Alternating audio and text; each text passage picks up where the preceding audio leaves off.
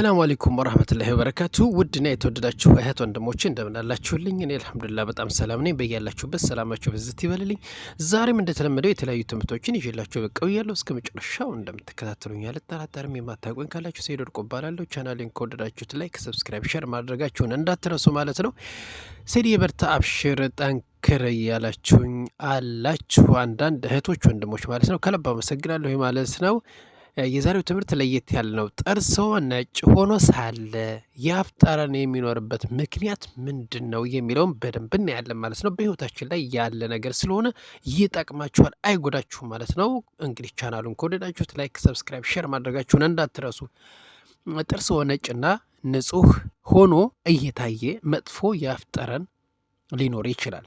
ጥናቶች እንደሚያሳዩት ማለት ነው ከ80 እስከ 90% የሚሆነው የአፍ ጠረን ማለት ነው መንስኤ ከጥርስ መቆሸሽ ጋር ሳይሆን በድብቅ ቦታዎች በሚቀመጡ ባክቴሪያዎች ምክንያት የሚመጣ ነው ማለት ነው። እንያቸው እስኪ። እነዚህ ባክቴሪያዎች የምግብ ፍርፋሪዎችንና የሞቱ ህዋሳትን በመመገብ ሰልፈር የተባለ መጥፎ ሽታ ያለው ጋዝ ይለቃሉ ማለት ነው። አስቡት እንግዲህ እነዚህ ናቸው መጥፎቹ። ዋና ዋና ምክንያቶቹን እንይ እስኪ። አንደኛ በምላስ ላይ የሚከማች ባክቴሪያ። በምላስ ላይ የሚከማች ባክቴሪያ ይህ ማለት ነው ለብዙዎች ዋነኛ የአፍ ጠረን መንስኤ ነው ማለት ነው። የባክቴሪያ መደበቂያ የምላሳችን የኋለኛው ክፍል ሻካራ በመሆኑ ለባክቴሪያዎች መራቢያ ማለት ነው ምቹ ይሆናል ማለት ነው። እንግዲህ ብዙዎቻችን ጥርሳችንን ብቻ ነው የምናጸዳው ማለት ነው። እንግዲህ ምላሳችን ላይ ያለውን ችግር አስቡት። መጥፎ ጋዝ እነዚህ ባክቴሪያዎች ፕሮቲኑን ማለት ነው በመሰባበር እንደ በሰበሰ እንቁላል የሚሸት ጋዝ ይለቃሉ ማለት ነው። በዛን ሰዓት ይሄን የበሰበሰውን ይለቁታል ማለት ነው ባክቴሪያዎቹ። መፍትሄ በየቀኑ የምላስ መፋቂያ ወይንም የጥርስ ብሩሽ በመጠቀም ምላስ ሲሆን የኋለኛውን ክፍል መቦረሽ ግድ ይላል ማለት ነው። እንግዲህ ይሄን በደንብ ያዙ። ይህ ጠረኑን እስከ 70% ይቀንሰዋል ማለት ነው። ሁለተኛ በድድ ውስጥ የተደበቀ ቆሻሻ ጥርሶ ከላይ ነጭ ቢመስልም በባክቴሪያዎች ከድድ በታች ሊደበቁ ይችላሉ ማለት ነው። አስቡት እንግዲህ ከድድ በታች ይደበቃሉ ማለት ነው።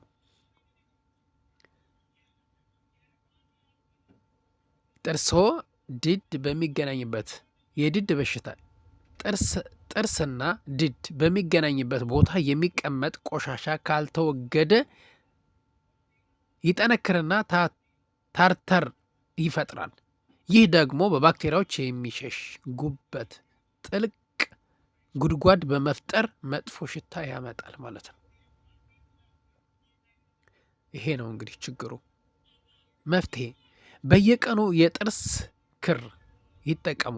እንዲሁም በየ6 ወሩ የጥርስ ሐኪም ዘንድ በመሄድ የጠነከረ ቆሻሻን ያስለቅቁ ይለናል።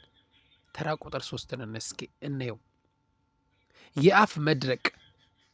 ምራቅ አፋችንን የሚያጸዳና በባክቴሪያ የሚያጠፍ ተፈጥሯዊ ሳሙና አለው። ምራቅ ምንድን ነው?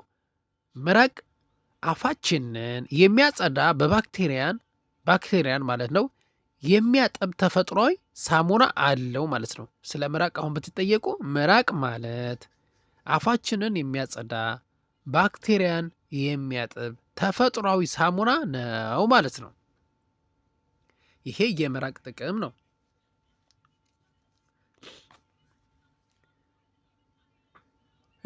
ምራቅ ሲቀንስ በውሃ ጥም፣ በሲጋራ፣ በአፍ መተንፈስ ወይንም በአንዳንድ መድኃኒቶች ምክንያት ምራቅ ሲቀንስ ባክቴሪያዎች በፍጥነት ይራባሉ ማለት ነው።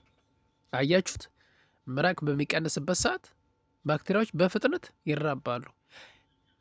የጠዋት ጠረን ስንተኛ የምራቅ ምርት ስለሚቀንስ ጠዋት ላይ የአፍ ጠረን እንዲኖር ያደርጋል ማለት ነው።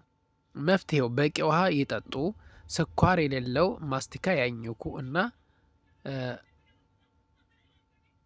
አልኮል የሌለው ማለት ነው የአፍ ማጽጃ ይጠቀሙ ይለናል።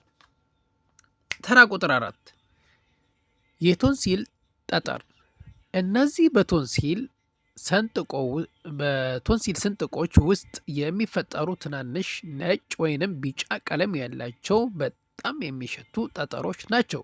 መንስኤ የምግብ ፍርፋሪዎች የሞቱ ህዋሳት በቶንሲል ላይ ተከማችተው ሲጠነክሩ ይፈጠራል ማለት ነው። መፍትሄው ለብ ባለ የጨው ውሃ አዘውትሮ መጉመጥመጥ እነዚህን ጠጠሮች ለማስወገድ ይረዳል ማለት ነው። ሌሎች ምክንያቶች ምግቦች ነጭ ሽንኩርት፣ ቀይ ሽንኩርት እና ቡና ወደ ደም ውስጥ ገብተው በሳምባ በኩል ስለሚወጡ ጠረን ሊፈጥሩ ይችላሉ።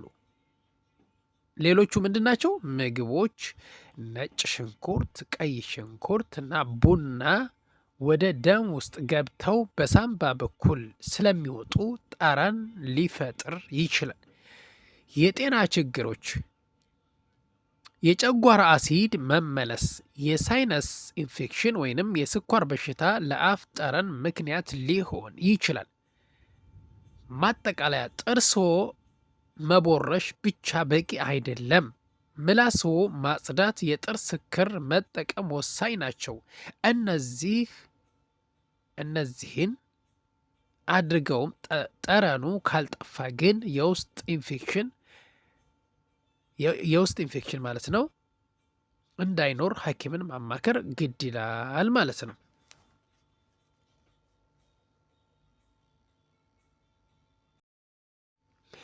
እሺ በጣም ወሳኝ የሆነ ትምህርት ነው። ከግንኙነት በኋላ ማለት ነው መደረግ ያለባቸው 6 ወሳኝ ነገሮች አሉ። እነሱ እናያቸው። ጤናችንን መጠበቅ የምንችለው እኛው ራሳችንን ማለት ነው። ከግንኙነት በኋላ እነዚህ ልምዶችን አዳብሩ ማለት ነው።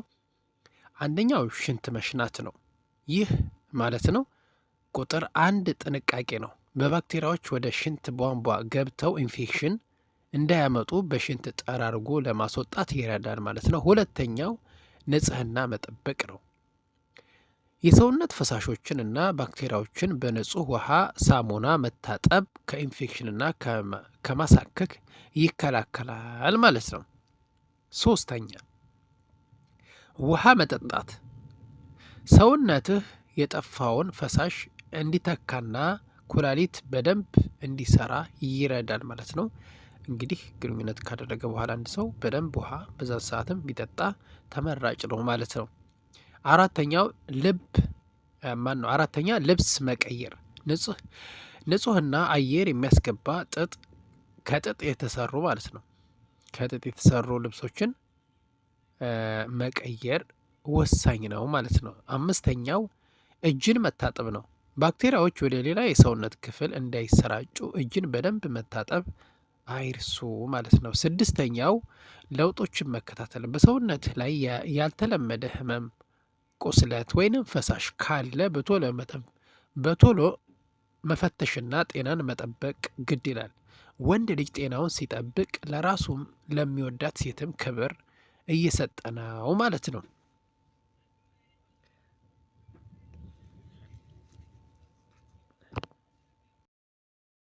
እሺ ሌላው የምናየው በስከ መጨረሻ የሚጥል ህመም ምንድን ነው? የሚጥል ህመም የአእምሮ ተግባር እና ብቃት በድንገት የሚያውክ ክስተት ሲሆን ይህም የሚከሰተው በአንጎል ውስጥ ያለው ኤሌክትሪክ ንዝረት ጊዜያዊ መረበሽ ሲኖር ተደጋጋሚ መንቀጥቀጥ ነው። በሁሉም እድሜ ሊታይ ይችላል። ሁለተኛው የሚታዩ ምልክቶች የሚጥል ህመም የተለያየ ገጾችና ምልክቶች ያሉት ሲሆን ከአንጎል ነርቭ ስርዓት ጋር የተያያዘ ውስብስብ በሽታ ነው። ክስተቱም ደግሞ ለተወሰነ ሰከንድ ወደ አንድ አቅጣጫ እያዩ መፍዘዝ፣ ጭንቅላት በድንገት ወደ ፌንት መውደቅ፣ የያዙትን ዕቃ መልቀቅ፣ የሰውነት መገታተር፣ ራስን ስቶ መውደቅ፣ ከቁጥጥር ውጭ የሆነ ማንቀጥቀጥ ያስከትላል ማለት ነው። በድንገት መውደቅ እጅና እግር መንቀጥቀጥ፣ ጥቂት ጊዜ ማስታወሻ ማጣት፣ አይን መሸፈን አይን መሸፈን፣ ከመንቀጥቀጥ በኋላ ድካም ወይንም ግራ መጋባት። ሶስተኛ ምክንያት የቤተሰብ ታሪክ፣ የአንጎል ጉዳት በአደጋ፣ የተለያዩ ኢንፌክሽን፣ የደም ግፊት የሚመጣ የነርቭ ጉዳት፣ በወሊድ ጊዜ ማለት ነው የንጽህ መታፈን፣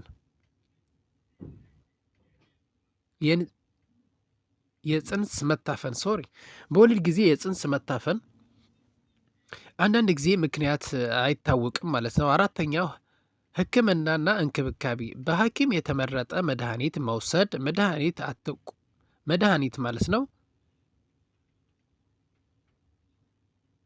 መድኃኒት አታቆሙ ከሐኪም ምክር በስተቀር ማለት ነው። የረሃብ ስሜት እንዳይኖር በአግባቡ መመገብ፣ በመደበኛ ምርመራ ማድረግ፣ በቂ እንቅልፍ መውሰድ፣ ጭንቀትና ንዴትን መቀነስ፣ አልኮል መጠጥና አደንዛዥ እጾችን አለመጠቀም፣ የሕክምና ክትትል አለማቋረጥ።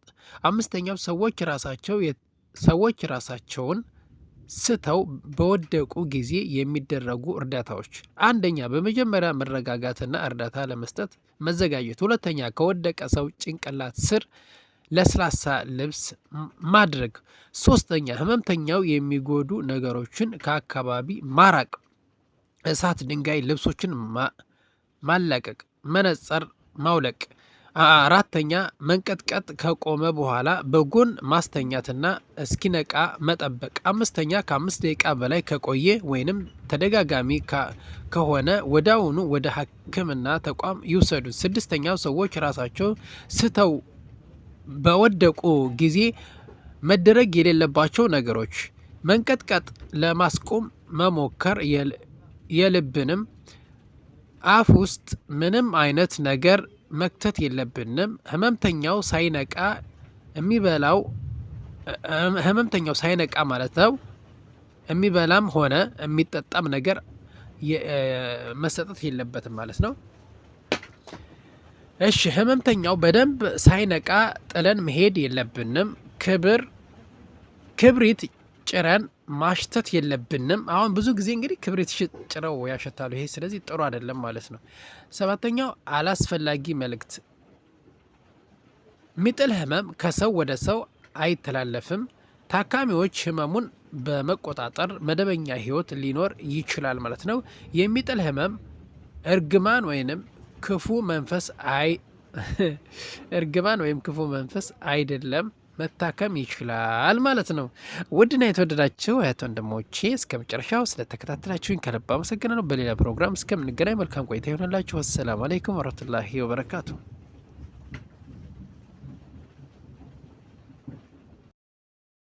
እሺ ሌላው የምናየው በስከ መጨረሻ የሚጥል ህመም ምንድን ነው? የሚጥል ህመም የአእምሮ ተግባር እና ብቃት በድንገት የሚያውክ ክስተት ሲሆን ይህም የሚከሰተው በአንጎል ውስጥ ያለው ኤሌክትሪክ ንዝረት ጊዜያዊ መረበሽ ሲኖር ተደጋጋሚ መንቀጥቀጥ ነው። በሁሉም እድሜ ሊታይ ይችላል። ሁለተኛው የሚታዩ ምልክቶች፣ የሚጥል ህመም የተለያየ ገጾችና ምልክቶች ያሉት ሲሆን ከአንጎል ነርቭ ስርዓት ጋር የተያያዘ ውስብስብ በሽታ ነው። ክስተቱም ደግሞ ለተወሰነ ሰከንድ ወደ አንድ አቅጣጫ እያዩ መፍዘዝ፣ ጭንቅላት በድንገት ወደ ፌንት መውደቅ፣ የያዙትን ዕቃ መልቀቅ፣ የሰውነት መገታተር፣ ራስን ስቶ መውደቅ፣ ከቁጥጥር ውጭ የሆነ ማንቀጥቀጥ ያስከትላል ማለት ነው። በድንገት መውደቅ፣ እጅና እግር መንቀጥቀጥ፣ ጥቂት ጊዜ ማስታወሻ ማጣት፣ አይን መሸፈን፣ ከመንቀጥቀጥ በኋላ ድካም ወይንም ግራ መጋባት። ሶስተኛ ምክንያት የቤተሰብ ታሪክ፣ የአንጎል ጉዳት በአደጋ፣ የተለያዩ ኢንፌክሽን፣ የደም ግፊት የሚመጣ የነርቭ ጉዳት፣ በወሊድ ጊዜ ማለት ነው የንጽህ መታፈን፣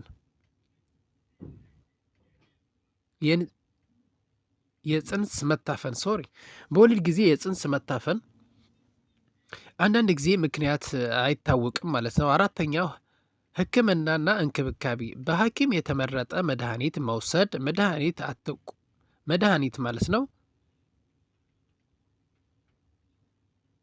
መድኃኒት አታቆሙ ከሐኪም ምክር በስተቀር ማለት ነው። የረሃብ ስሜት እንዳይኖር በአግባቡ መመገብ፣ መደበኛ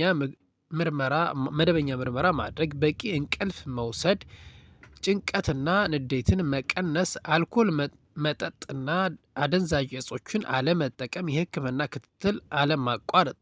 አምስተኛው ሰዎች ራሳቸውን ስተው በወደቁ ጊዜ የሚደረጉ እርዳታዎች።